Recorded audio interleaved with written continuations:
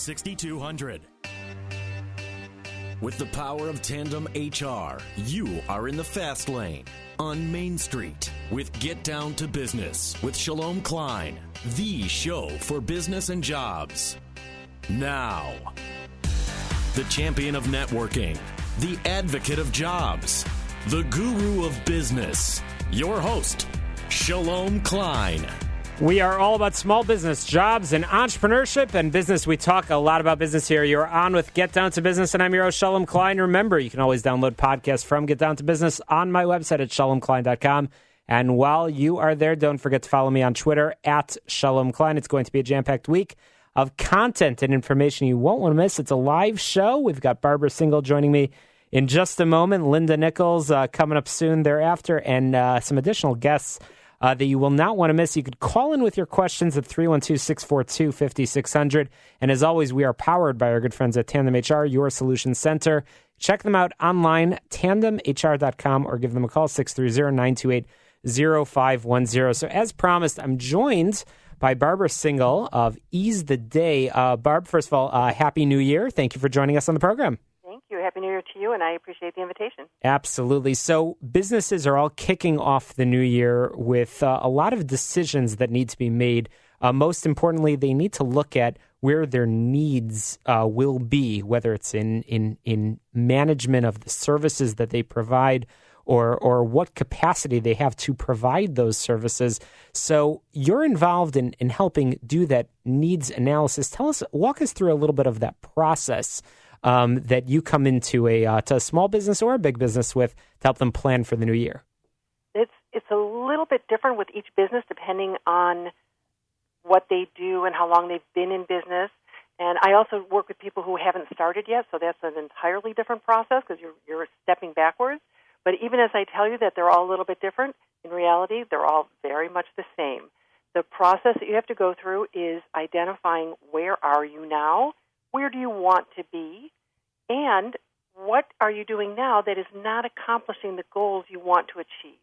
So a lot of that is really going backwards a little bit and figure out how did you get where you are now, and what was the planning that you did. I'm sorry to say that for the vast majority of people, the idea of planning for your business is not something that people do, and that ends up generally costing people a lot of needless money, and it takes them a lot longer, and it's very discouraging. So I always encourage people to take the time to sit back, look at what you want to accomplish, and start planning it out so that you don't get to step 4 and think, ooh, I shouldn't have done that at step 2. Fascinating. And so once again, we're chatting with Barbara Singal of Ease the Day. And Barbara, what I'm hearing you say is that you're quite involved in helping with the planning side, but also I know you're involved and with ongoing support of many of these businesses. But let's stick to the planning for a second. You touched on something really important. It's 2017. A lot of these ideas that many entrepreneurs have had are now coming to fruition. They had a fantastic idea that might be the next Groupon, the next Uber, or perhaps fill in the blank with another company name. Let's talk about the business planning phase. Barb, what should a business owner be looking for, and how do you help them plan to bring that idea to the finish line? Well, I work with them. I have a very detailed approach. So we go through a series of steps to identify what is truly their product or service. Sometimes people will say, oh, I want to make X, and then not really realize, what does that mean? Am I making this in different sizes and different colors? Is it all to the same market? And what market is out there? So you have to really identify what is your product or service, and then go through a process of seeing. There are a number of things to do. That is, see, is there a market for it out there? And there's a lot of research you can do for that. You have to do some test marketing and some true old-fashioned legwork to see if that works. And then you have to find out, what is it going to cost me to provide this service or to produce this product? If it's a product, you have materials and you have inventory, and there's in manufacturing, there's a lot of pieces that go into that. And for services, you don't have the materials, but you do have to have content in the service that you provide, and you have to know that there is a market for it. And I know with all the experience that you have in working with so many business owners, you know how to set the expectations so a business owner actually can plan, budget accordingly. But let's flip to the other side. A business that's in business, they have launch, they have products, they have services. I think the theme, as you said, that might be there's things that are different about every business. I think that the thing that every business has in common is that business owners need to focus and do what they do best. But Barb, you come in and you help them with the other things, with all of the other details. Let's talk about what some of those other details might be that business owners might not be thinking of that your services include. Okay, so it is true. Every business, no matter whether you're a manufacturer or you're an attorney's office, every business has an operational side and a production side. So if you came up with the idea for this business and you're running it, that's production, whether it's providing the service or the product. What I handle are the operations. So that starts with business planning, and it's identifying what your business is doing. Even if you've been in business, you still have to make sure you're targeting the right market and that you're providing your product or service at an appropriate price and you're marketing it appropriately. Are you telling people about it the way that will encourage them to want to find out more and to become a customer? And are you operating in a way that is productive? It's very common for someone to say, I'm going to make something or I'm going to provide a service and I'm going to charge X. But unless you've done the work to say, what is it costing me to provide X, you could likely be losing money every time that you sell a product. And that actually happens more often than not. And it's really important to go and figure out what does it cost. And that's I often say that is the difference between a hobby and a business. When you have a hobby, if it costs you a little more, you don't care. But for a business, it doesn't work that way. So, Barb, as our listeners know, I love to take the peel off a layer of skin over here and go a little bit deeper and talk about perhaps the one thing that a business owner should know going into business on day one that maybe most business owners forget or they don't think about. Barb, if you can pick that one tip, what do you think it would be?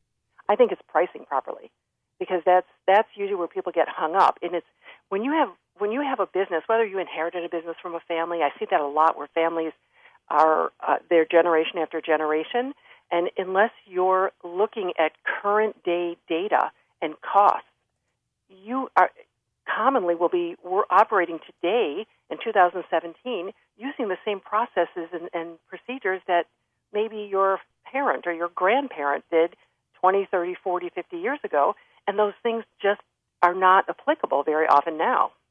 Fascinating. So business operations management is definitely a big part of this. As you were saying, business owners should sort of focus and do what they do best, but they can actually outsource to somebody like yourself, and that will actually help them grow, which is really, really important. You're involved in the business planning phase. And what else? A business owner decides that they've now outgrown their current office environment. Maybe they've outgrown being a solo practitioner, and they're ready to bring on their first employee. What kind of things can you help them with? Well, I would first determine whether that's really the case. Maybe it's just that they, as the business owner, are spending too much time on the operational parts of their business and not as much time on the production side. So we may be able to just pull some of those tasks that they're spending their time on, and I have a whole process for how I determine that, and see, well, which of those tasks can you start to offload? And then if we say, well, you know what, you really do need another person. So we, again, take those tasks and identify a job description, and then we go through a process of finding the appropriate person to fulfill the tasks that do not require the owner's day-to-day attention. Very, very interesting. So now as we move into 2017, I can't believe I'm saying this, we are in 2017, what things do you predict throughout the year will be sort of the challenges or the theme that business owners should be looking out for, whether it's regulations or even projections of growth for businesses? Are there any things that you're anticipating this year? I think that we're seeing an increase in people having the interest in growing their businesses.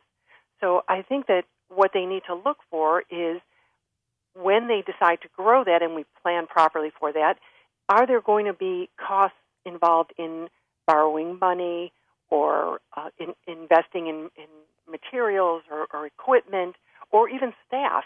So to keep their eye out on what's available technology-wise and what's available as far as human resources.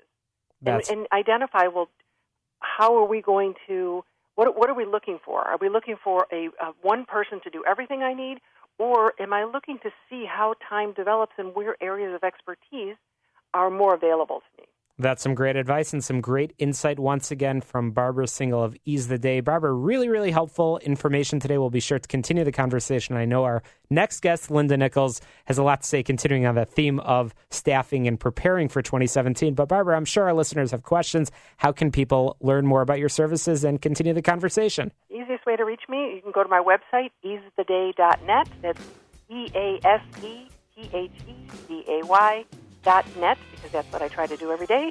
Or you can call me at 773-516-0430. Fantastic. EaseTheDay.net. Barbara, we appreciate your time. We're looking forward to a successful 2017. Coming up after the break, I've got Linda Nichols of IMC Solutions continuing this conversation and this theme of getting ready for 2017. We'll be right back after this quick break.